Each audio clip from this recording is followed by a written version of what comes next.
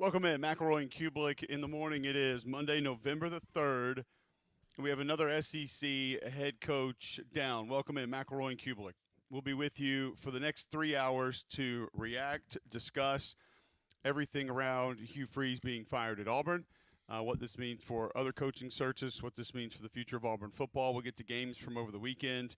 You hopefully, I don't know if I hope you tuned in or not to Kentucky knocking off Auburn 10-3. It was a rock fight to the nth degree. It wasn't one where Auburn could find a lot of offense. Ashton Daniels started. Jackson Arnold came in. And then Ashton Daniels came in again to run 2-minute offense. It was bad enough to lead the Auburn administration to be able to want to move on and find their next head football coach. GMAC, what did you think yesterday when you heard finally the news came down that Hugh Freeze was going to be out at Auburn? Well, after Saturday night, it wasn't surprising. Was it for you? I mean, that one, no. I think, was a little bit too difficult to excuse. I don't know how you could find excuses for it. And Yeah. I don't know how you could look at it and say that this is okay, this is going to be good, we're going to roll with this moving forward. Right. Any of those things, I don't know how you could take that stance with what it was down at Auburn, specifically with Hugh Freeze running the offense and how inept it was against the Kentucky Wildcats. So that's the challenge. And I think it became, because based on my conversations, and you tell me if yours were different, you're obviously an alumnus. You have tremendous access to information down there that I'm sure I don't have access to. But I do maintain the fact that I have pretty good relationships down there. They didn't want to fire him. They weren't in a hurry. They were going to let the season play out. They were going to see how it all finished up, see if any progress was made. They didn't have any plans going into the game on Saturday. They didn't have any plans of letting him go. And then they looked as bad as they did in their home stadium, no less. To lose on the road like that, I don't think it would have been as painful. But to lose at home like that is something I don't think that the fan base could get over. It does irreparable harm to the recruits that were in the building. And that's, I think, ultimately why they ended up where they ended up. Because I don't think they had any expectation of firing him. Because I think they thought they'd win. Even if they won ugly, they would have been fine. And sure enough, because of how bad it looked, that's what led to them kind of being forced to do what they didn't really want to do initially. Yeah, it's I do think people were fed up, though. I think people were at the end of the road. And I would agree with you to the extent of, hey, we're not just outwardly looking to do this now. And the more I thought about it yesterday, riding around, we want your reaction on the show today, 800-239-9569. You can text into the show, 205-834-9450. The more I was riding around and more I began and talking to different people, and it was logged a lot of minutes on the phone yesterday, it reminded me, and it became eerily similar to LSU the week before. It was almost a mirror image, in my opinion, because we didn't go into that game thinking, boy, LSU's coaching for his life here, or Brian Kelly's coaching for his life here. Like, Brian Kelly better get it together, this is it. And just as you stated, I don't think a lot of people looked at Hugh Freeze's situation like that going into this game Saturday night. But because of what the game was, and I think the home crowd having influence on it, I mean, part of what you just said, they're playing at home and it happening that way. Playing at home in front of a really good crowd, by the way. A sellout crowd that was loud, that gave you an advantage early, that was into that game, that had a pulse, that was influential in that Auburn defense, having some success early, and obviously supporting the team. And then as the game went on, it just worsened and worsened and worsened and soured. And it was almost like you could feel the discussion in the building. Same thing with LSU a week ago. Fans start leaving, people start talking, social media starts going crazy. You're like, man, is this going to be able to hold on? And all of a sudden, the answer is no. It was wild how similar those two kind of were with the temperatures on the coaches and the situations going in. And then that one game, because of what it was and how bad it was, ended up actually being enough to be the end of the road. I think that was a big part of it. And I also think, too, the frustrations boiled over as it relates to the quarterback situation. I mean, now this is 3 quarterbacks that Hugh Freeze has handpicked.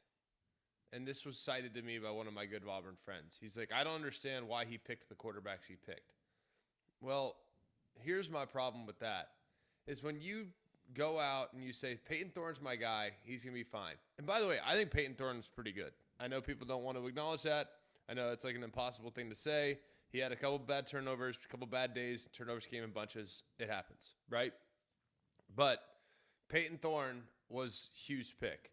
And then Jackson Arnold became Hugh's pick. And then Ashton Daniels was Hugh's backup, was Hugh's insurance policy.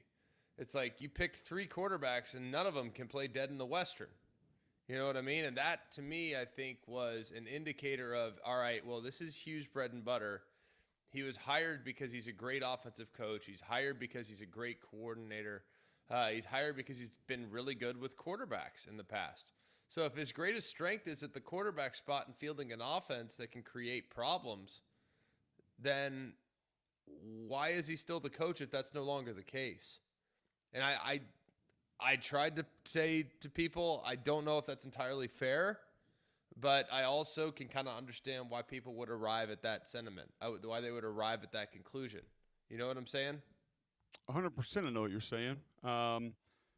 And I think that was compounded by some of his answers during the game Saturday night. And we had a few. I don't know if you were able to watch any of it. I don't know what time you got home over the weekend, but I didn't get to watch any of it, so I only watched the tape. So what did he say?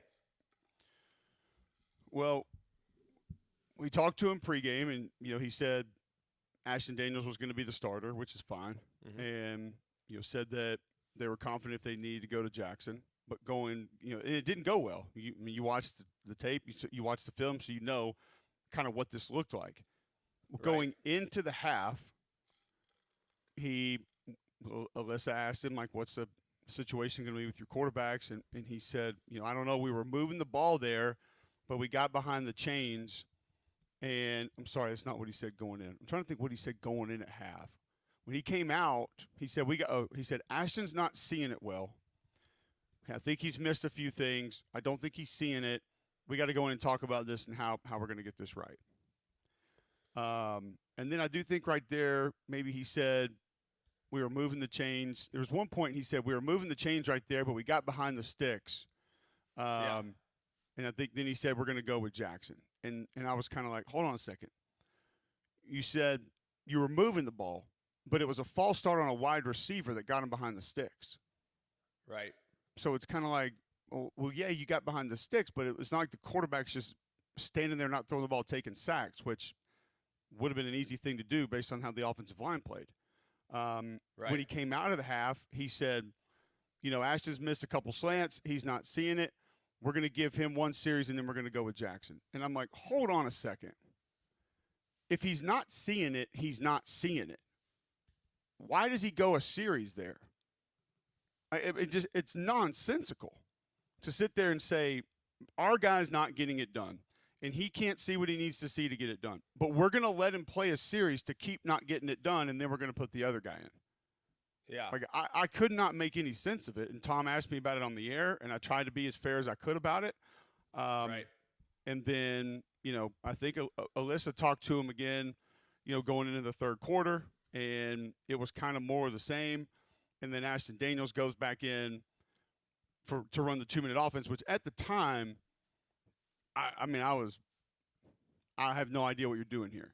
And then we went to commercial, and I kind of thought about it during the commercial. I'm like, okay, maybe in practice when they run 2-minute offense, which, as you know, you do pretty much every day towards the end of practice, you're going to get some 2-minute work. Maybe Ashton's the guy that just has a better feel for that, is more smooth in that, runs it, gets it, understands it. That veteran presence is just better there. Okay, if that's the case, then I guess then that's why you make that decision there. But just a couple of things talking about the hows and whys of, your guy's not seeing it, but you're going to let him go another series? And then you say you're moving the ball, but you're going to put the other guy in. It wasn't really – I'm not saying Ashton Daniels played well, but, Greg, he didn't have a chance to do anything. I still don't know if Ashton Daniels is any good. How can we? And you're telling me he's missing slants. Well, where'd the majority of the pressure come from in the first half? Through the A and B gap. I'm about to say, came right up the middle. The first thing I thought, and I don't think I voiced this on the broadcast, but I'm like, do we know he can see the slants based on where the pressure's coming from? So do we know he has time to throw a slant based on where the pressure's coming from? no, we don't. Or actually, I know that on a couple of those, no, he doesn't. And I know he probably can't see him either because it's right there. So Yeah. just I think some of those things that were said was just like, man, I can't help y'all with this. I really can't. Right. Tom asked me on the air. He's like, the thing that got us is, it became obvious with what he was saying that Ashton kind of can't let go of the ball. And I did say this No, on the air. so you're I'm saying like, it's a systemic issue? well, I told Tom, I said, you're talking about now you have a room of guys that are playing quarterback that cannot let go of the football.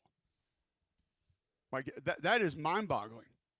I mean, you tell me, you played the position, I didn't, but I dreamed of playing it as a little kid. You sign up the quarterback to throw the ball. Am I mistaken? On occasion, yeah, that is usually the goal of the quarterback position. Yeah. I mean, like, Here's the problem. Kyle Schwarber didn't sign up, to take walks. I mean, he signed up to hit the ball out of the yard. So to have a room of guys that can't let go of it, I can't. Yeah. And so Tom asked me on there. He said, "Is this offense complicated?" And I just kind of almost laughed, and I was like, "Absolutely not. Don't go there. No, that is not. No, that is not part of this." It's complicated post-snap, but here's the problem. The offseason emphasis is where they missed the boat. You know that's where they missed the boat. And both of these quarterbacks, because you have this musical chairs of the quarterback spot, neither one of these two quarterbacks felt confident and secure about their job. None of them, neither of them did. Why? Because, of the answer that you just described at the end of half. How could you possibly feel secure about your job and be told all off season, we cannot turn the ball over, don't make mistakes, and yet I'm thinking here at the first sign of failure, a la a turnover, I'm getting the hook. So the quarterbacks are scared because, one, they're not secure in their position. Two, they're not confident to cut it loose into tight windows. Three, what they've been told all off season about protecting the football. And honestly, I bet you that was a huge point of emphasis in the game last week. Like, hey, guess what? Kentucky's not going to score. So just don't screw it up, boys, and we'll be in good shape because they're not going to score a lick against our defense. And sure enough, look at what happened. Yep. So I think it could have had something to do with messaging. I wasn't in there. I wasn't in that locker room. I wasn't in that game planning meeting. But I'm just guessing that's exactly how this season went. That's exactly how the offseason went. That's exactly how this week leading up went. Every drive that ends in a kick's a good drive, boys, and that includes a punt. I guarantee you that's what was said. Yeah. And it's when you hear some of these things and it begins to kind of unravel a little bit, it makes you wonder, like, what's the messaging with everything else? How have other things been handled? When it's said and done, Hugh Freeze will go down as 15-19 as the Auburn head football coach. That's a percentage of 44. 15 games, scored 20 or fewer points. He was 6-16 in the SEC. It's 27%. Second straight Auburn coach to finish his career below 500. That had not happened since Earl Brown did it in 1948 to 1950. This could be Auburn's fifth straight losing season, which would tie for the longest in school history. Malzahn went 8 years, didn't have a losing season, had two 10-win seasons. Freeze is 2-10 in one-score games. Only Arkansas has been worse in the Southeastern Conference in that department over that period of time. He was 1-12 versus AP-ranked teams. He started 0-4 in the SEC all 3 years when he was at Auburn. That had happened twice in the previous 70 years of Auburn football. So, I mean, it's the lowest scoring and total offense output up to this point in the season since 2012.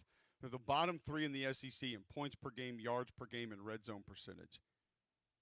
So 3 points in a game, fewest in a home game since 2012. First time losing while allowing 10 points or fewer since 2003.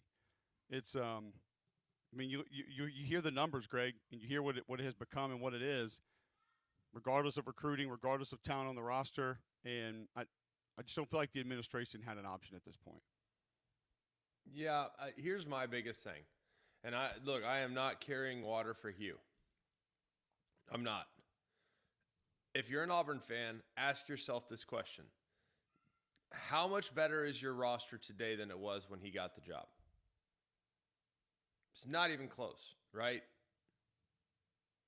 Not It's even in the definitely better, same yes. ballpark. Completely Yep. different. So I think you can look back at Hugh's tenure in some ways as a bridge, hopefully, from the end of the Malzahn / Harsin era, because Harsin never really got a fair shake. It's almost hard to even quantify what Brian Harsin was or is. He was there for too short a time to really get a sense as to whether or not anything was going on. He obviously didn't fit. He wasn't well liked. It is what it is. It's water under the bridge. So you bring in the appointee of the decision makers and the powers that be in Hugh Freeze. Well liked, infused some talent into the program. And I do believe that where they're at right now, they are in a better spot today than they were 3 years ago when he took the job to go out and attract a high-level candidate. I really believe that. Now, are there still challenges at Auburn? 1,000%. Is it ever going to be a top 5 job? No, because of said challenges. Is it ever going to be a top 10 job? I don't think so because of those challenges. But it's still a very appealing job if you can get everybody rowing in the same direction. What have you said about sure, this roster though compared to others in the SEC? I think this roster is the second best available job in the SEC right now. No, more so how they obtained this roster. What have you stated about this roster in the past? About how they put it together? That is a well-compensated roster. So those challenges also come with benefits, and there's the benefits of said challenge. Agree. But with revenue sharing and things like that, you can absolutely raise money and you have support. There's no denying that. There are deep pockets that want Auburn to be successful. But with that is not a no strings attached angel investor type of approach. Sure. It's like Jerry Jones. He who writes the checks makes the rules. And that's not ideal when trying to put together an organization that is always rowing in the same direction. So yes, it's an attractive job for sure. We've said this both times it's been open, by the way, since this show has begun. Both times it's been open, we've said the exact same thing. It remains a highly, highly, highly coveted job, but it takes the right personality to be able to deal with some of the things you have to deal with at Auburn. It doesn't make it bad. It just means it requires the right fit. And while Hugh checked all those boxes from a, quote, fit standpoint, I think that there were things that were the game in some areas had moved beyond how Hugh had traditionally manufactured offense. And I think that's where things are going to have to go. I also think his tone and tenor of the victim approach at times to unfortunate circumstances throughout the game cannot be a part of this upcoming coaching search hire. Like, you have to have a guy that makes no excuses that, hey, we lost the game because of this. I don't care about the officials. We're moving on. Like that, I think, would be healthy as well for the program going forward. All right, we have got plenty of time to react and discuss what could be next, who could be next, how that needs to go about. We'll get to that throughout the course of the show today. Paul Finebaum is going to be with us on the other side. Before we get to him, I will tell you about Train as football season moves on. You know that means changes in the weather are coming. Protect your HVAC system with a checkup from a Train comfort specialist. So when the cold weather hits, you'll have peace of mind that you're protected by America's most reliable and trusted brand. Find a comfort specialist near you at Train.com. It's hard to stop a train. Paul Finebaum on the firing of Hugh Freeze next right here on Jocks.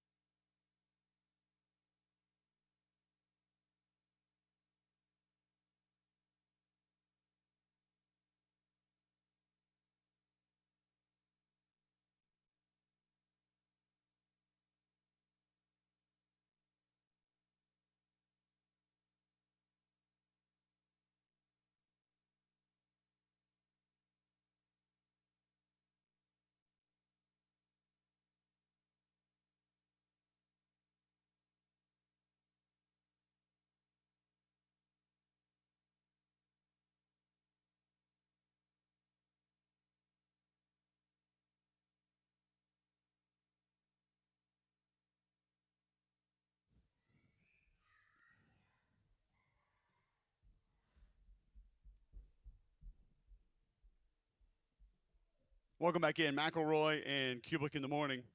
He joins us each and every Monday.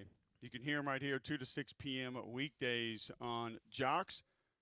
Thanks to our friends at Craneworks from the SEC Network, ESPN, right here on Jocks is Paul Finebaum. Lift it, load it, grade it, grind it, move it, haul it, rig it, dig it, Craneworks, Rentalworks, yeah! The big dog's got it. Paul Finebaum on Mac and Cube in the morning is brought to you by Craneworks. Lift it, buy it, rent it, the big dog's got it. Now, Paul Finebaum. Paul, always great to have you in on a Monday. Where do you think the Auburn administration was going into this game, and how much do you think that shifted during that game based on how things were playing out? It felt they were in a wait-and-see mode, hoping and expecting, like all of us, that Auburn would win the game and then just roll the dice perhaps on Vanderbilt and later in the season on Alabama. But as everyone watching and experiencing that game came to the same conclusion, there really wasn't a choice.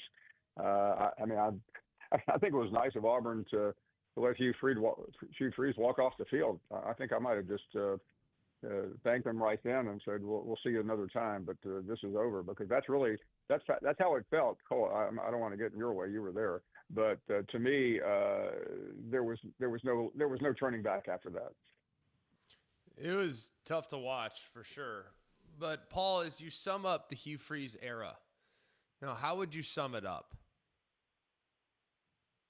Well, it was the only positive thing I could say, Greg, was it was better than Brian Harsin, but it was still a complete and total failure, and there's no getting around that. I think over these 2 or 3 years, we've all tried to say good things about Hugh Freeze because personally, I think most of us have liked him and appreciated what he brought to the table, but he never could move the needle.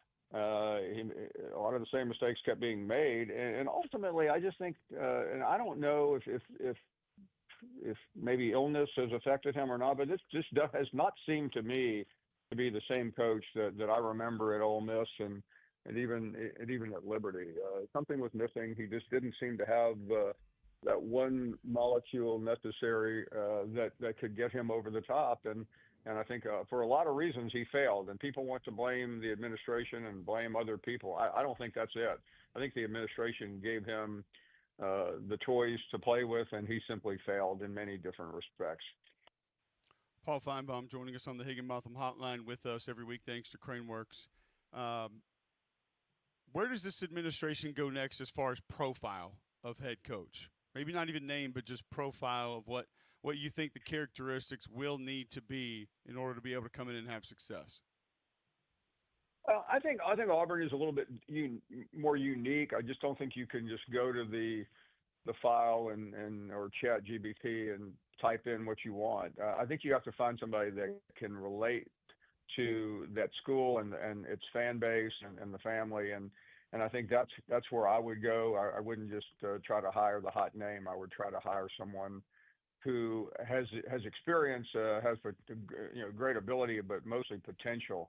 And I know we all know the same names. I don't think I can add anything. But the name I think that is the most intriguing is John Summerall, because he is hard nosed. I think he'll remind some people of Pat Dyer, which is never a bad way to go when you're trying to identify who the next Auburn football coach should be. Yeah, it's definitely a tough one. But I'm curious, Paul. I think Auburn's a good job. I think it can be an elite job. The problem is sometimes they're their own worst enemy, and they occasionally eat their own. And for whatever reason, there's infighting there that you don't have to deal with in as many other places. So when you look at the jobs that are open or could become open, where does this job rank on the desirability rankings? Well, I think on the hot meter in the SEC, it obviously ranks behind Florida and LSU for the open jobs. But I agree with you, Greg.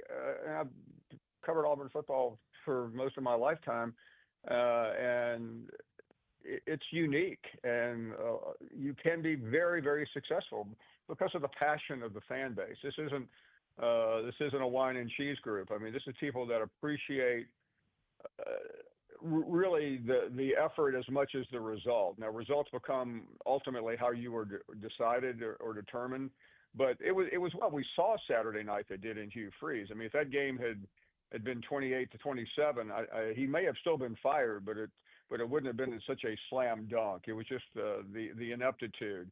And I've watched Auburn people relate to so many different coaches, from Dye to Tuberville, and many coaches in between. And quite frankly, I don't think it's that complicated. I think you don't have to get the hottest coach. You just have to get a coach who can understand where he is, what he's up against, and be able to relate. Paul Finebaum joining us on the Higginbotham Hotline with us each week, thanks to Craneworks. From what you've gathered about John Cohen, we've seen him go through one coaching search at Auburn. What does that lead you as far as how this search will take place? Maybe candidates that are more likely to end up being real that we're not talking about now, candidates that maybe won't be real that we're not talking about or they are talking about now, just based on his history both at Mississippi State and at Auburn? I think John Cohen is very competent, and a lot of people are opining today that, is he the right person to lead this search? Well, I think he is. First of all, John Cohen, hired Hugh Freeze in terms of the actual date, but we all know John Cohen came in as that was ongoing, and if anyone believed that was John Cohen's decision alone, is really foolish. Auburn, no athletic director at Auburn is independent. There is a coalition down there, and it works from the AD to the president's office to the board, and that is not dramatically different than any other state. I do think the difference at Auburn is I don't think the governor of the state is going to be in the middle of this, even though she is an Auburn fan. I think I'd rather deal with the governor than different billionaires that are pulling in different directions. Perhaps, I don't know. But I would think they'd all come on board because they all rally behind Hugh. So hopefully there's been a mending over the course of time. But is it important to have Auburn ties? I think that to me is something that's I've thought about a little bit in the last 24 hours, Paul, is that I feel like a lot of places, alumni are having success at their institution, their alma mater. There's a certain level of appreciation for a guy that had walked on that campus as a student athlete or as a student, and now they're coming home and they're getting it done. I don't know if there's like the obvious candidate, the obvious Auburn grad that's out there just winning game after game after game, but would there be an appetite for an alumnus potentially at Auburn more so than at other places? I think that's always something important because that person can relate to people who really do matter, and boosters have never mattered more. And you mentioned billionaires. I'll defend the billionaires to a point where these billionaires put a lot of money into that school that other people don't have the means to. But ultimately, you have to be able to connect, and that was what was always so baffling to me about Hugh Freeze, is that he understood where he was, but he just never could get beyond the superficiality of it, and that's where, if you had that perfect player, remember a couple of years ago with Cadillac Williams, there was a rally around him because everybody knew him and believed in him, and I think that's applicable at almost any school. But I think Auburn is even more unique because I think that the Auburn family gets thrown around sometimes in a mocking term, but it's real. And I know and Greg, you and I are not part of that family in terms of to be able to testify to it like Cole, but I've seen it long enough and for too many years to believe anything other than it really does matter. Paul, when we look forward, moving ahead, how quickly do you think a new head coach can have real success at Auburn? I think in today's world, very quickly.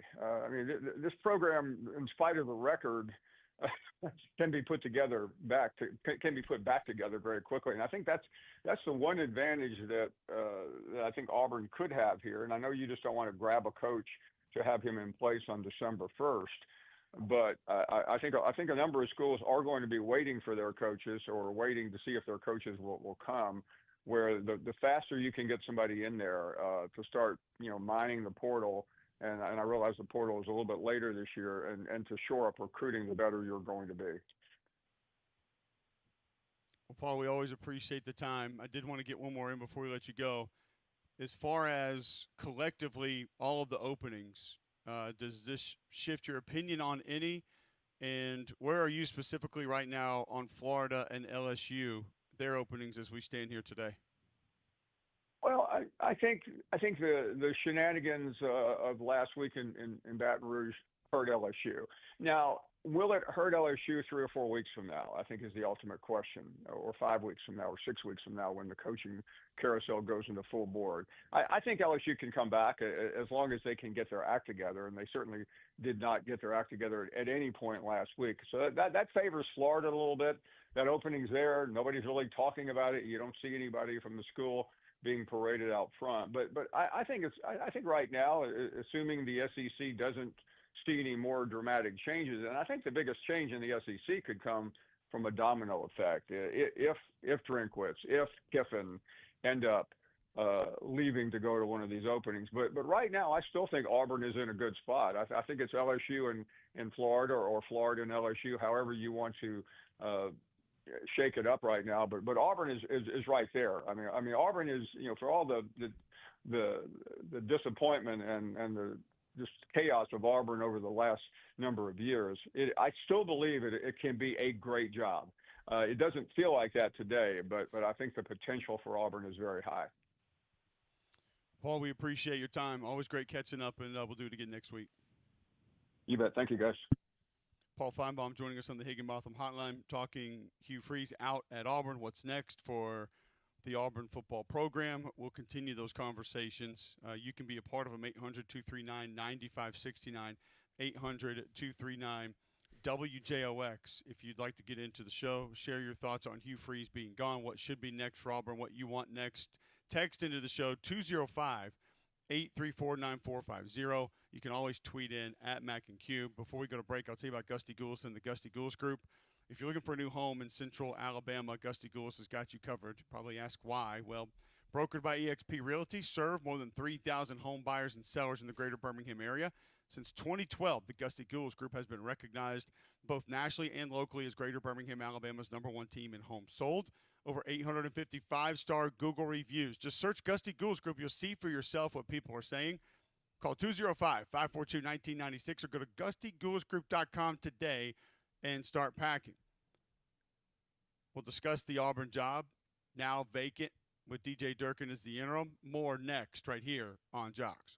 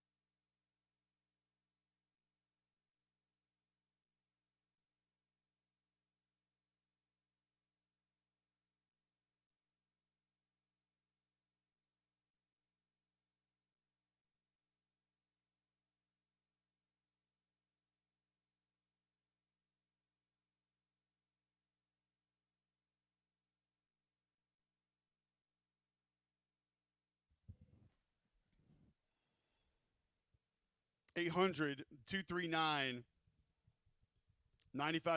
You want to get in right here on Mac and Cube in the morning. Let us know your thoughts on Hugh Freeze being out at Auburn. Auburn goes down 10-3 to Kentucky. Kentucky moves to 3-5. Auburn goes to 4-5. One thing we haven't really discussed, Greg, is what does this do for Mark Stoops in his future, in his tenure as a Kentucky head football coach? A lot of people think it's a given that he'll be out, or did before this game, and now you have to look at where the Kentucky administration is on Mark Stoops and how they handle him moving forward. Has that changed, in your opinion, for them at all? Yeah, I mean, I think he was always going to be okay. I think this even more so secures it. $38 million is a pretty prohibitive buyout. So yeah, I think he's in a good spot. I have a hard time thinking that they make a move on him now. Right? You in the same boat? Still think that there's a good chance that he doesn't make it through the year. I think this definitely bought him some time. I think we've also learned this season that winning a particular game does not mean you won't be gone. And in this league, we've seen it, 3 times in the last 2 years that guys have won a game and then been fired the next day. So it doesn't always do as much. But I do think that this sort of it helped his cause a little bit, gave them some momentum. I mean, you look ahead, it's one of the things that we don't talk about often enough with some of these situations where we just say the coach is going to be gone or this is going to be it or they're done. They're not going to be able to dig themselves out of this hole. Not a lot of people expected him to win that game. So now you get to 3-5. You got Tennessee Tech on the schedule. All right, that's 4-5. Can you get 2 of Florida, Vandy, Louisville? And obviously the Louisville game is going to mean a lot more if you can get that one. So, and that Florida-Kentucky game a few times in the last 5-6 years has been pretty weird. So all of a sudden he gets bowl eligible. You go to a bowl game. You get a bad matchup for the other team in the bowl game. You get to 7 wins. And as the Kentucky head football coach, you're going to run him? That sounds not real. So I definitely think it complicates it, but I wouldn't say that he's completely in the clear based on things that I've been told. No, I don't think anyone's completely in the clear, especially knowing here's the thing that could lead to problems. It's a little bit like, hey, John Summerall's our guy. That's the guy we have an infatuation with. That's the guy we want. And John Summerall's out there and is a candidate at every other job that's available. If we want our guy to come home, our favorite son, maybe now we have to do it. And while it might hurt right now in the near term, it might be beneficial long term in the long term because he's the guy we want. I don't know if they'll ultimately make a move there, but we kind of said this already about we made this correlation to LSU last week. Maybe they have their eye on a candidate and they really want to get him before someone else gets him, so they make a move that might be, quote, premature on Brian Kelly in an effort to better position themselves to go and get their guy. Well, maybe they move on from Stoops because they know Summerall's their guy and they want him to come home, but guess what? Summerall is also going to be in the mix at every other job as well. So I could see that being a factor as well. Kind of like when Georgia went after Kirby, but they didn't really go after him until South Carolina was interested and Auburn was interested. So it was just kind of a weird time. It is, and I don't think it's ever going to be a normal time for college coaching searches. It's just kind of what it is. 800-239-9569. You want to get in, share your thoughts. Larry on the road wants to chime in on this weekend's college football. Welcome in, Larry. Good morning, guys. Love the way y'all bring it every day. Just wanted to make a comment or a couple of questions. Is it not true, guys? I'm obviously not in the media loop like you guys are, listen every day on the road, but wasn't Rhett Lashley at one time a coach at Auburn? An assistant coach, correct, yeah. He coached at Auburn for Hugh as an assistant? He just got extended to become one of the highest paid coaches in college football. I love the idea. It's just not happening. I believe you guys. From a financial standpoint and resource standpoint, we have to look at these jobs in silos. And it doesn't make Auburn any less attractive. In the grand plan and the big picture of college football, Auburn is a more attractive job than SMU. I think your path to win a national championship, Auburn is higher than that of SMU. But in your own conference, you have to put these things in silos. in your own conference, where is Auburn on the totem pole of jobs in the SEC? You can ask your question. Some people might say top 3. Some people might say top 10. Some people might say not top 10. Whatever. I don't know how you have it. Everyone looks at it differently. And Rhett Lashley would be the one that would need to actually put that list together.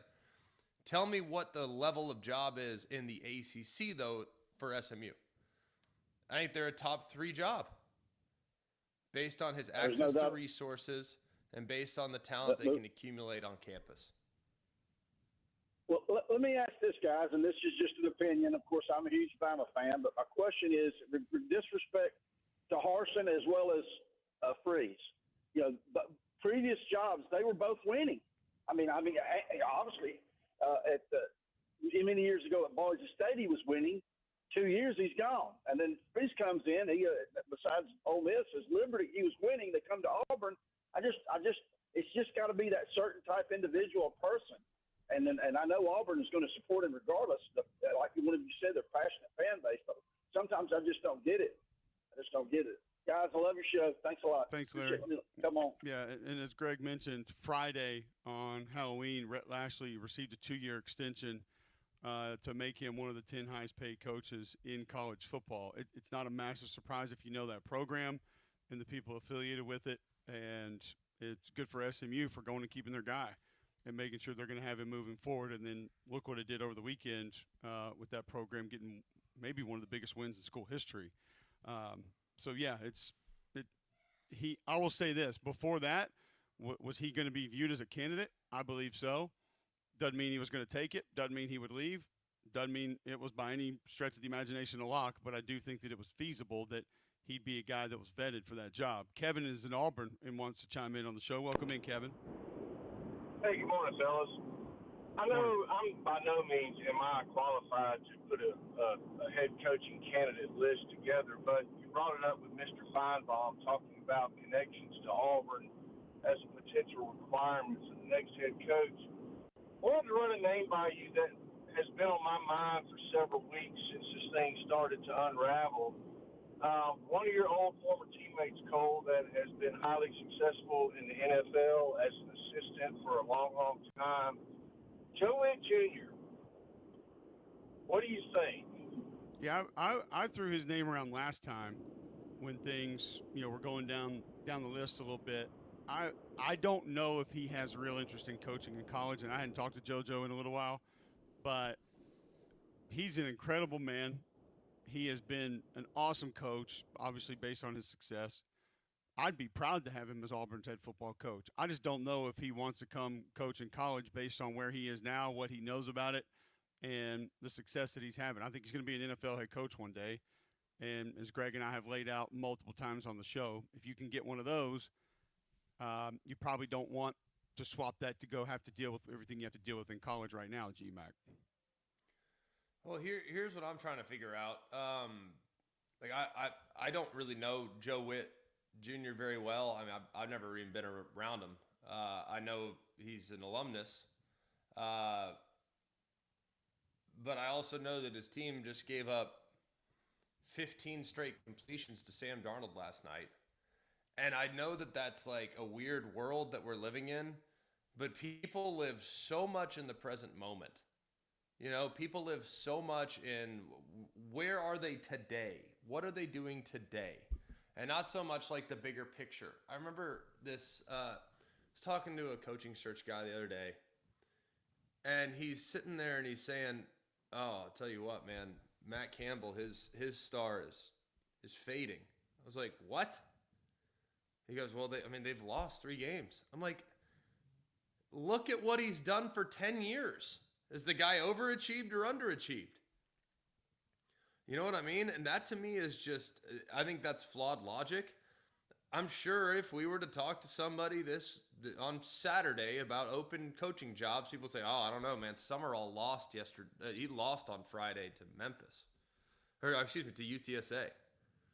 I mean, we live in such a world in which you can be defined by your most recent outcome, and I think that's absurd. So I don't know. I mean, if I were him, I wouldn't want to get into college. I got a good gig working for Dan Quinn and winning games in the NFL. But I also know, too, having having some experience as a legitimate head coach to me is non-negotiable. To me, in today's day and age, I think having that experience to me, if I were leading the coaching search job and I were trying to place somebody, I want a guy that's done that. And a career assistant I'm good with, but a career assistant that hasn't been in college football in a long time is something that would be a little concerning for me. It'd be tough. And that was one of the conversations they had on game day Saturday morning. And Coach Saban pointed to Kirby and a couple other guys having success right now that were hired as being assistants as far as first-time head coach that are having success. Some of those jobs have a lot to do with that success as well. But we'll continue the conversation. 800-239-9569. Tweet in at Mac and Cube more on Hugh Freeze being out at Auburn next right here on Jocks.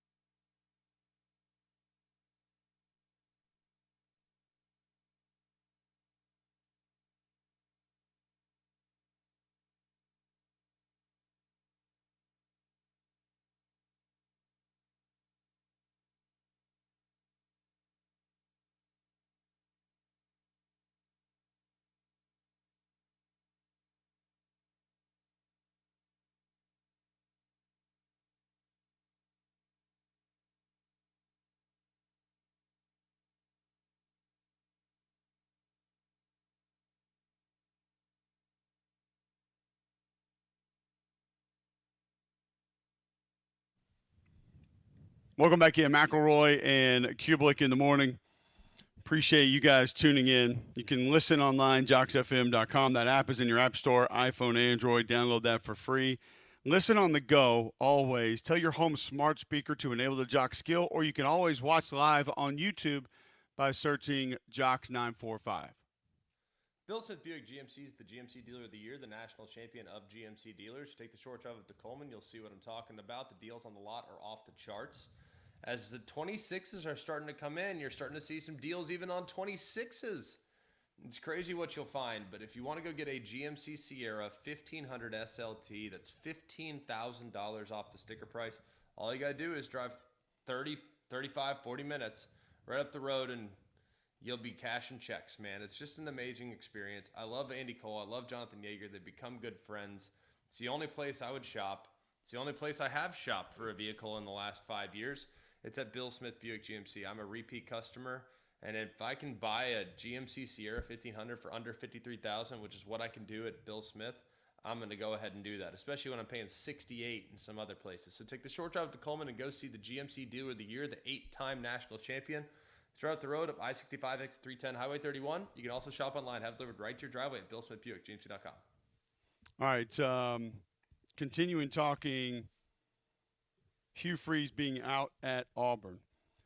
Your thoughts, 800-239-9569, 800-239-WJOX. Kentucky takes the game 10-3 Saturday night inside Jordan-Hare Stadium. If you ever wanted to define rock fight in a game, I think that's probably what this would be. 240 yards to 241 yards. Kentucky was actually outrushed by Auburn 118-79, but better in the passing department, 161-123.